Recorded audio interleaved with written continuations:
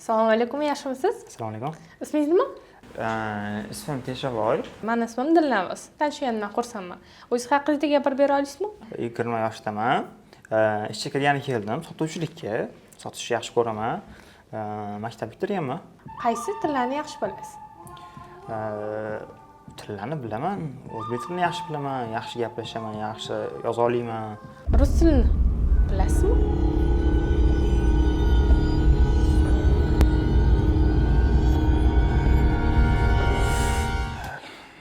Rus tilini ham bilaman.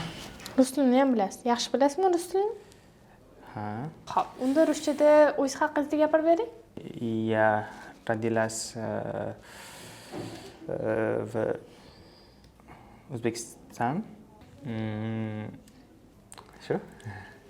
Tushunadi. Xo'p, biz o'zimizda sizga telefon qilamiz. Rahmat kattakon kelganingiz uchun. Aloqaga chiqasizmi? Chiqaman. Sotuvchi yaxshi sotuvchiman, lekin yaxshi sotaman. O'zimizda sizga telefon qilamiz. Nomeringizni yozib olganman. Rahmat. Yozib olgansiz, точно? Yozib olganman. Men yaxshi kanyapman lekin. Xo'p.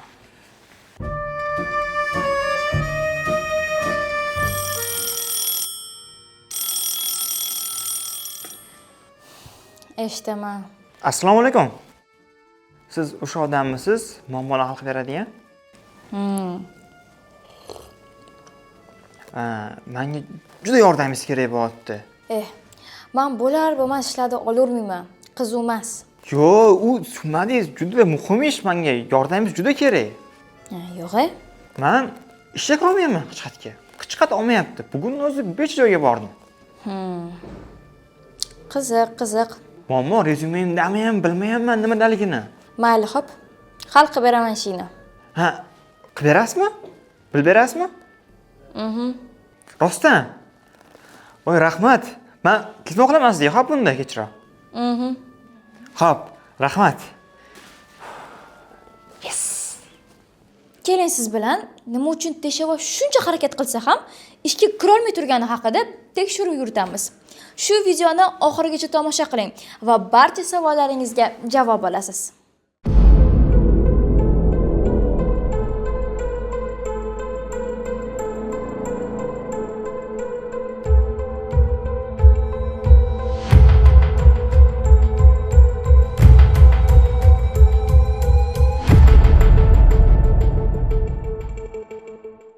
Tekshiruv davomida juda ham kerakli guvohlarni topdik. Keling hozir sizlar bilan ularni tergovga chaqirib, haqiqatni bilib olamiz. Teshaboy, siz oldingizga suhbatga kelgan ekan. Nima uchun ishga olmadingiz? O'zi yaxshi bolaga o'xshaydi, lekin qarang. Nimaga men rus tilini biladigan xodim turganda, rus tilini bilmaydigan xodim olishim kerak? Rus tilini biladigan xodim ikkita auditoriya bilan ishlay oladi. Yaxshi qiymat keltiradi. Teshaboy esa rus tilini bilmaydi. Men nima qilganim yo'q. O'zingni bos. Men seni ayblayotganim yo'q. Sen bilan shunchaki suhbatlashamiz. Taniysanmi? Ha? Taniyman?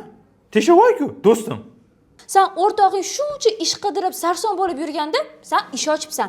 Mayli, xo'p, chaqiribsan ishingga. 2 hafta o'tmasdan haydab yuboribsan-ku. Voy, bu yerda men aybim yo'q. To'g'ri, o'zim ishimni ochdim. Unga ish taklif qildim. Ishimizda ko'pi mijozlar rus tilida bo'lgani uchun, u rus tilida gapira olmadi. Noto'g'ri ma'lumot berib, mijozlarni yo'qotaverdi. Uni o'rniga rus tilida gaplasha oladigan bitta bola keldi. Uni o'rnini bu bolaga berdim. Men tushundim nimaga Teshaboyni ishga olishmay turganini. Gap rezyumeda ham emas, boshqa narsada ham emas. U shunchaki rus tilini bilmaydi. Katta kompaniyalarga ham, kichik bizneslarga ham rus tilini biladigan odamni olish qulayroq. Nima uchun? Chunki u kompaniyaga ko'proq foyda olib keladi. Mijozlari bilan bemalol gaplasha oladi.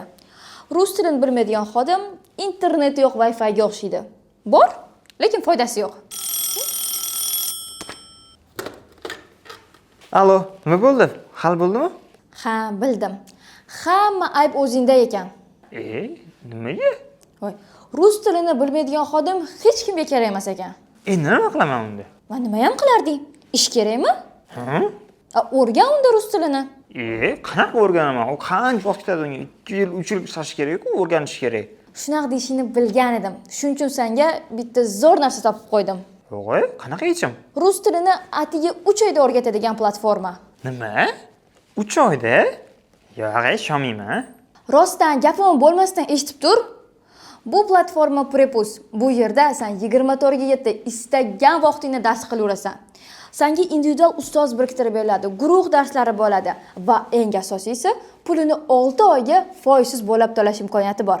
Voy, rahmat. Qayerdan topaman uni? Nima yozishim kerak? Xat yozing. Mana shu video opисанияsiga link qoldiring. Shuni ustiga bosib, ro'yxatdan olsangiz bo'ldi.